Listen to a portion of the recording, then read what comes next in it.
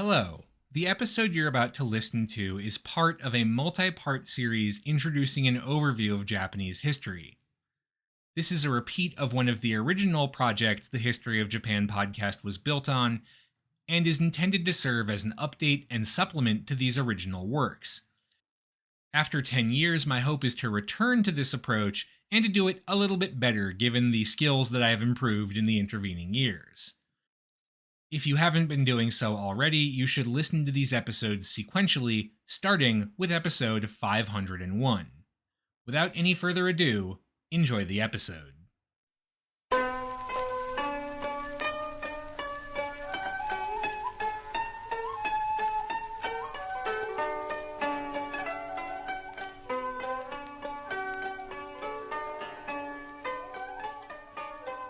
Hello and welcome to the History of Japan podcast, episode 509, The Golden Age of Heian.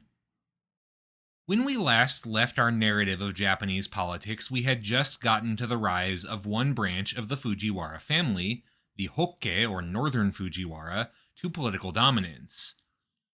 By the early 900s, the Fujiwara had managed to secure control of the government via a combination of marriages into the imperial line and monopolization of the twin posts of Sessho and Kampaku, regent to a child and an adult emperor, respectively. The result was the age of so-called Sekkan politics, Sekkan being a combination of the kanji characters from Sessho and Kampaku, where, for all intents and purposes, the Fujiwara clan essentially ran the Japanese government. Now, we're not going to spend too much time on the ups and downs of Fujiwara government during this time because, while I think they're interesting, I also don't think they're necessary for our narrative of Japanese history. Instead, I want to focus on a somewhat new subject, the economy of this period, because it will be very important going forward, before turning our attention to a new phenomenon in the rise of Japan's warrior class. But first, economics. It's really starting in the Nara era and moving into the early Heian period that we get a sense of how the economic structure of early Japan worked, and in a certain sense, the picture that emerges is pretty straightforward.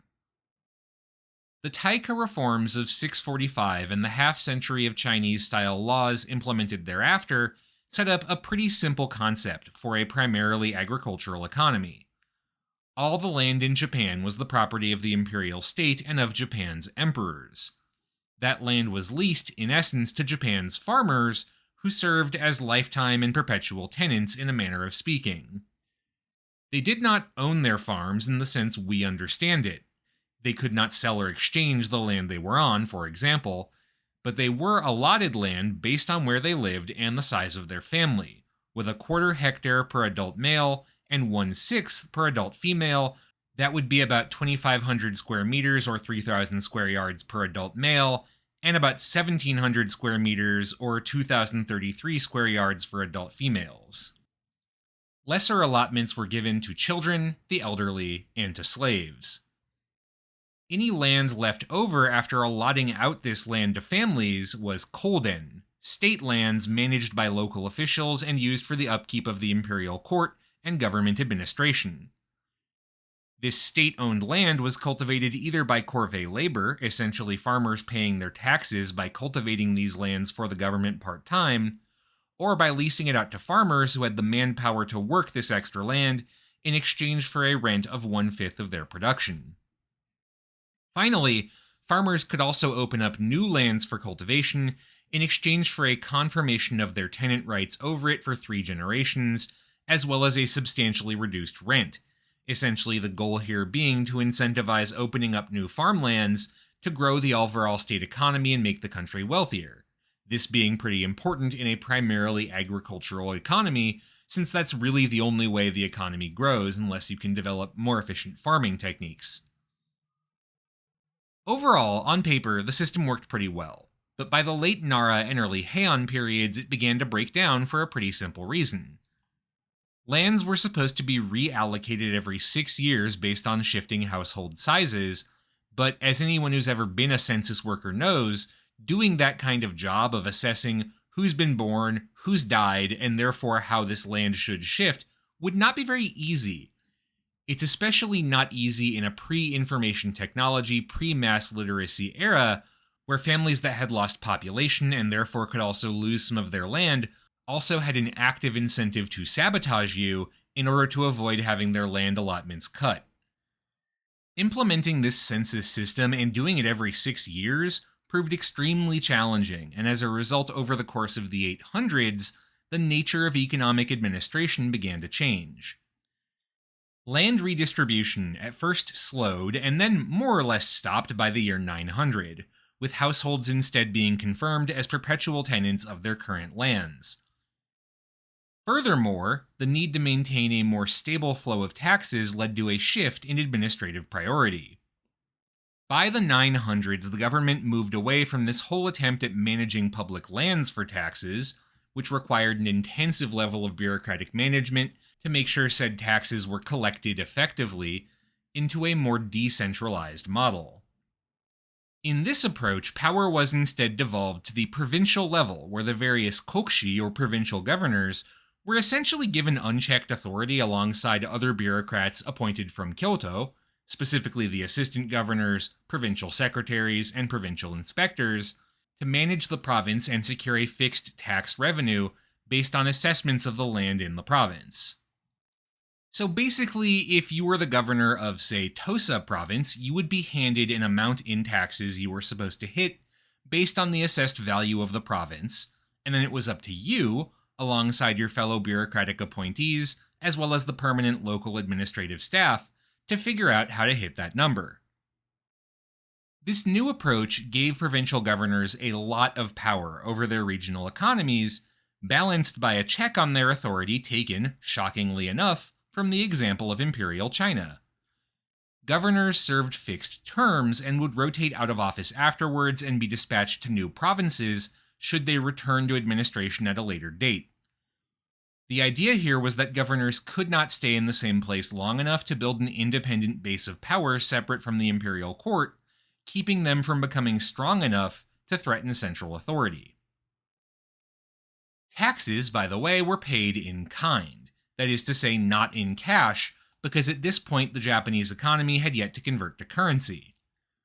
Rice, of course, was the staple crop, and the value of other goods was calculated using rice as the main unit of exchange.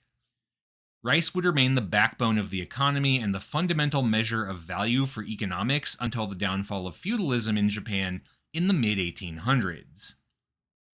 And what this meant in practice was that you were either paying your taxes directly in rice or in other goods, say other grains like barley or dried fish, or structural quantity bamboo or timber or stone or whatever, the value of which was determined using rice as a metric. To a lesser extent, fabrics, like silk and hemp, could serve as a medium of exchange in the provinces, where local merchants would help circulate goods between neighboring villages and market towns, but rice was the dominant medium of exchange. Broadly, the economic picture that emerges is very much centered on the imperial capital at Kyoto, with the various provinces producing enough to sustain themselves and to circulate within the surrounding area, and the excess being lopped off and sent to the capital as taxes. Simply put, the national economy was focused on the imperial capital and centered on the needs of a non-tax-paying aristocracy and imperial court, sustained by the labor of the vast majority of the population as farmers. However, the court's control of the economy would begin to weaken by the mid to late Heian years, leading in a certain sense to the downfall of the imperial court as the center of political power. And to understand why that happened, we have to understand one of the most central aspects of this shifting agricultural economy, the shoen, or tax-free estate. The origins of the shoen lie in that push for more land cultivation, which began back in the 700s. The goal being, remember, to open up more of the country to agriculture, which was, after all, the backbone of the economy itself. Opening up new lands, however, is far easier said than done.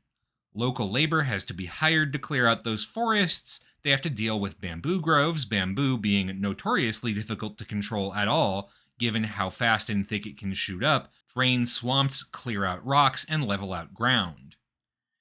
And of course, all of this has to be done while the laborers are dealing with insects, extreme warmth or cold, and natural disasters. It's hardly surprising that early records of this land cultivation work show that sometimes these efforts were either barely successful or failed within just a few years. This kind of work required someone wealthy to finance it, usually either an aristocratic family or a powerful religious institution which could pay the costs associated with clearing the land in exchange for being landlords over it. Many of these wealthy backers were able to sweeten the pot for themselves by getting a deal from the central government. In exchange for opening up new areas to agricultural cultivation, they would get part of the land as a perpetual tax-free estate where the income from the land's tenants went not to the government, but solely to the estate holder. And this, in essence, is what a shoen is.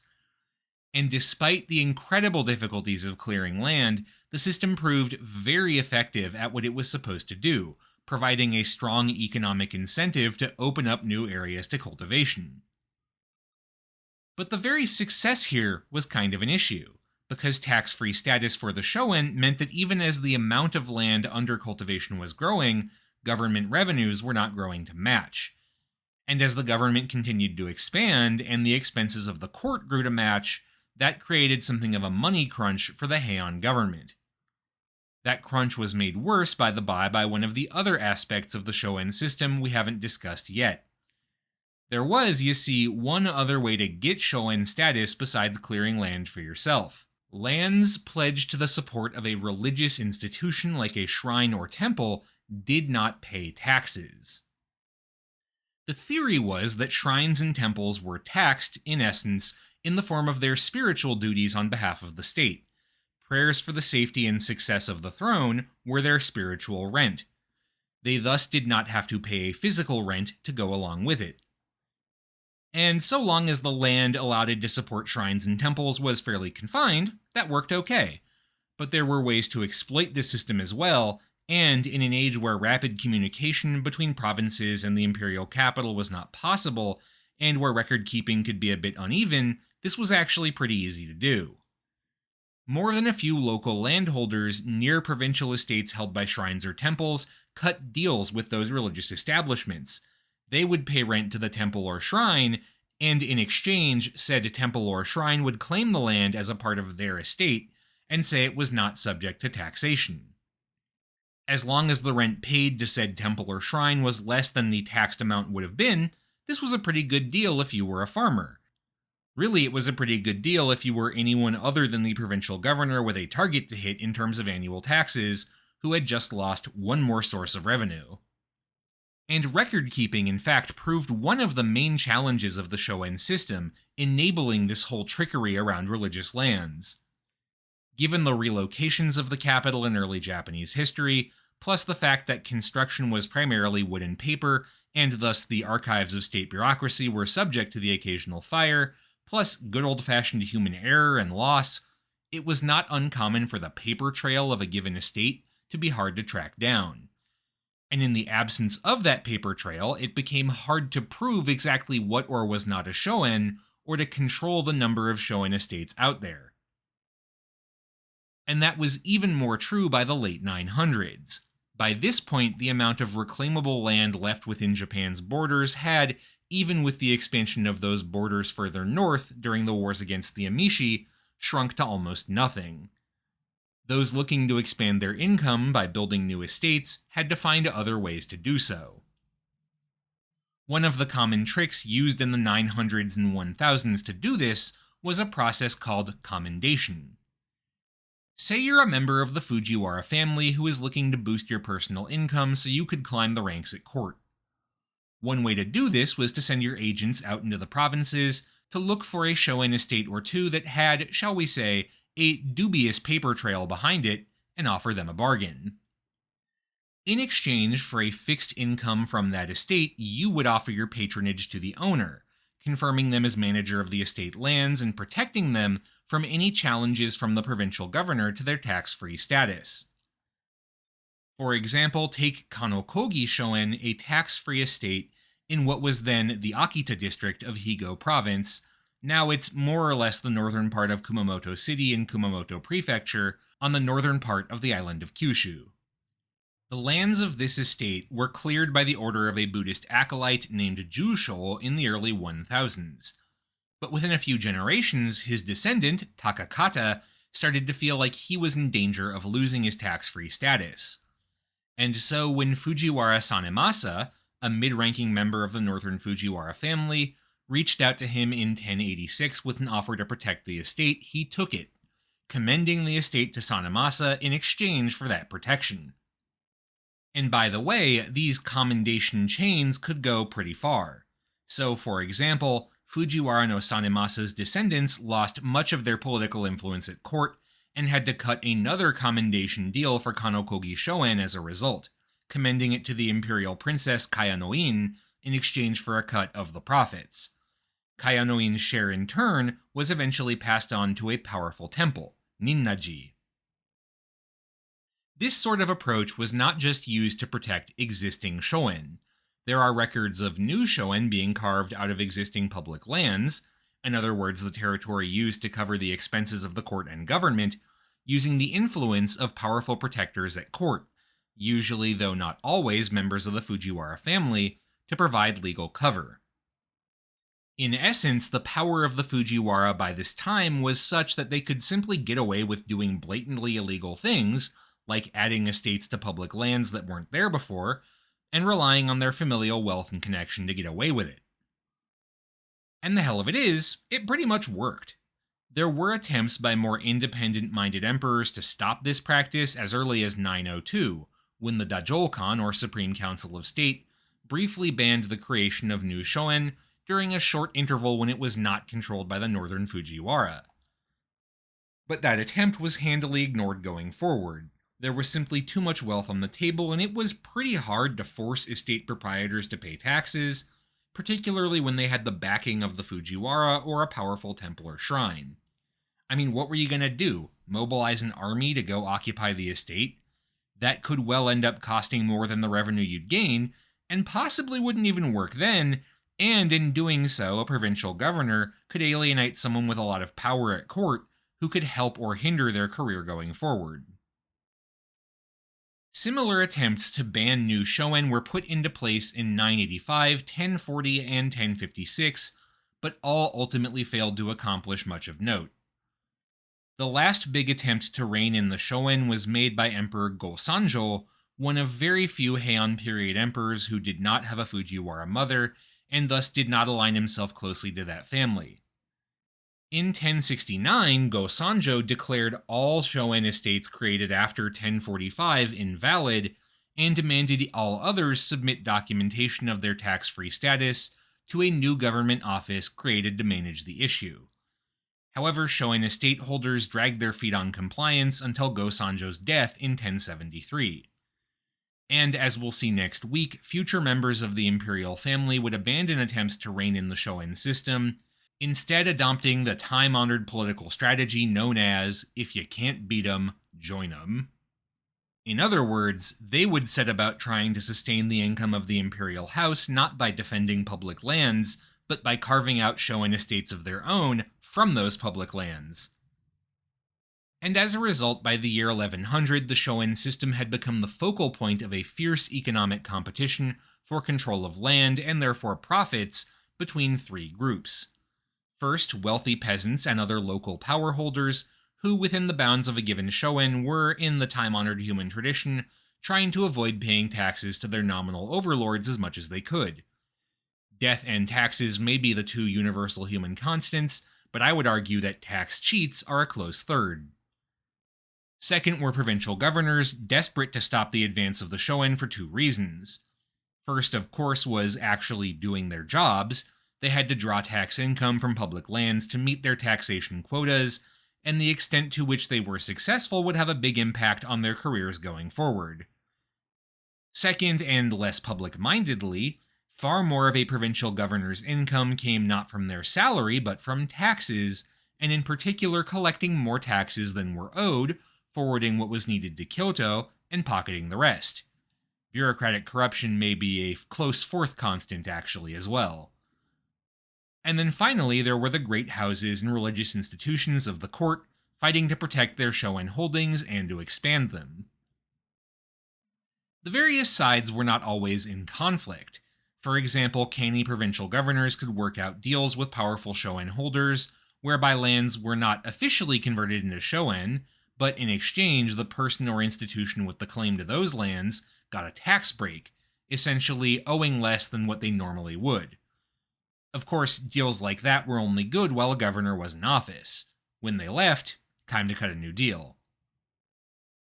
By the end of the Heian era in the late 1100s, somewhere between 40 and 60% of the nation's agricultural land had been converted into shoen.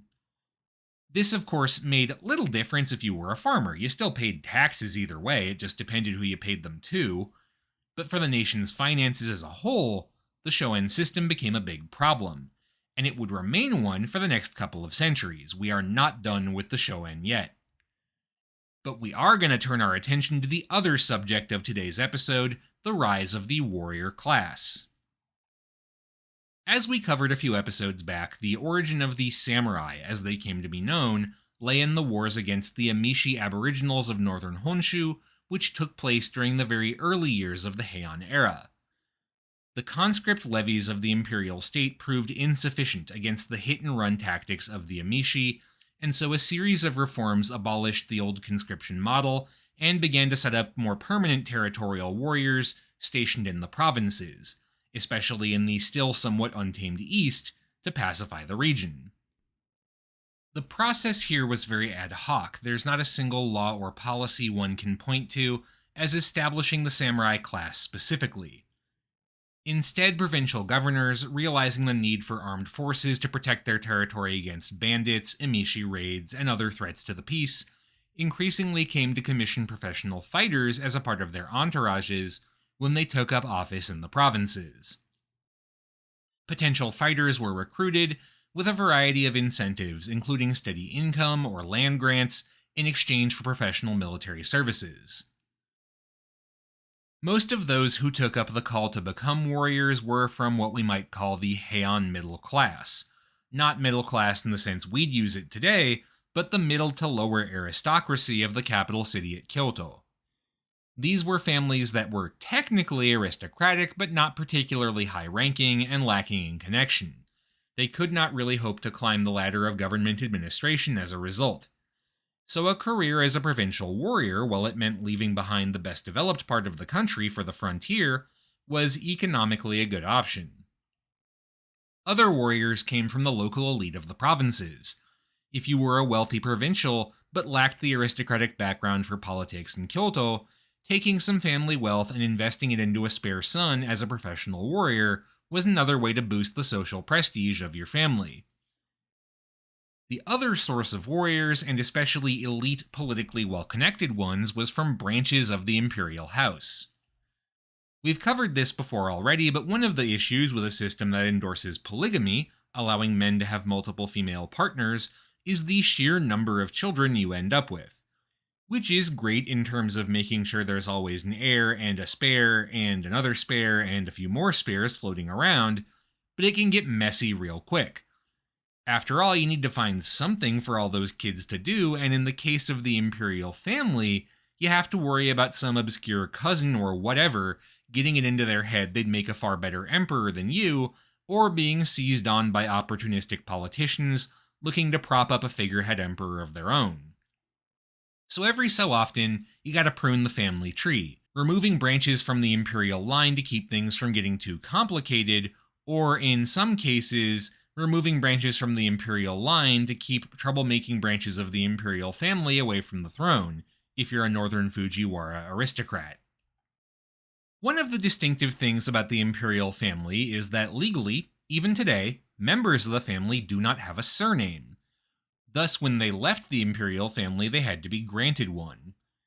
There was a stock of surnames during this time used for ex-imperial family members, of which the two best known are, of course, Minamoto and Taira, because people using those surnames would come to dominate the warrior class in the coming centuries. The Minamoto name specifically was given to 17 different branches of the imperial family, the Taira one to 4, with each branch being distinguished by the emperor they shared a common ancestry with. For example, the most prominent branch of the Minamoto were the Seiwa Minamoto, descended from Emperor Seiwa, while the Kanmu Taira were the most prominent of their surname. Members of these branch families, of course, needed employment, and fighting as warriors in the provinces was a good option, particularly because the luster of their imperial ancestry provided them with useful political connections back in Kyoto. Now, regardless of background, the main function of these warriors was the protection of property claims in the provinces. They would serve whoever they had contracted with, a local estate holder, the provincial governor, a local temple or shrine, whoever, and fight on their behalf to defend their holdings from any threat: bandits, peasant rebellion, emishi raids, whatever you have. This was, in essence, war as a form of business, and early samurai resemble, at least to my eyes, nothing so much as professional mercenaries defending the claims of the highest bidder. Of course, over time, some warrior families were more successful at attracting patronage, and thus became far more wealthy and influential than their counterparts. And naturally, the most successful here were those Taira and Minamoto families, whose elite pedigrees connected them back to the court at Kyoto. For example, over the course of the 900s, the Seiwa Minamoto became a powerful family in eastern Japan, mostly because they allied themselves to the northern Fujiwara regents of the capital and received substantial benefits from their Fujiwara masters in exchange for defending Fujiwara shoen. The Kanmu branch of the Taira, meanwhile, built their base of power in Kazusa and Shimosa provinces, now both a part of Chiba Prefecture in the eastern Tokyo metro area, where one of the family's early founders served as a suke or vice-governor, and while doing so secured himself several shoen and intermarried with the local elites to build a network of supporters. The independent power of these warrior families could and did pose a threat to the authority of the state, and indeed it's no coincidence that the emergence of the warrior class as a distinct political force in the Heian period is often dated to a pair of rebellions against the government.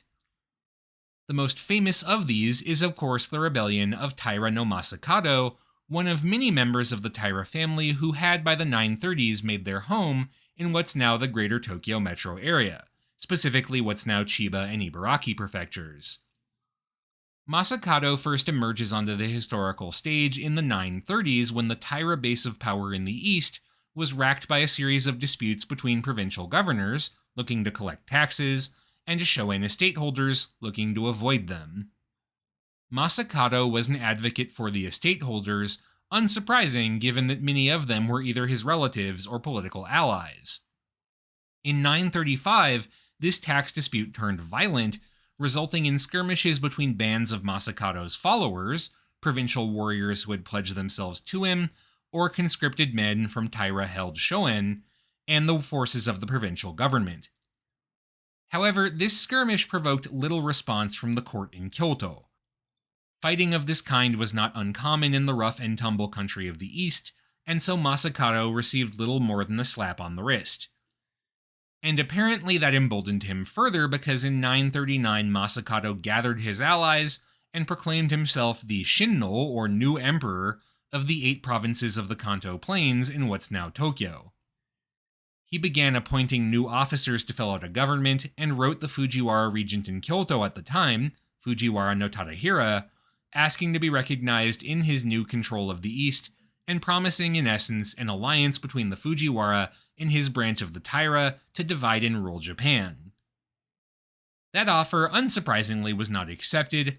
Tadahira had Taira no Masakado condemned as a rebel against the emperor, and in the end the rebellion was suppressed.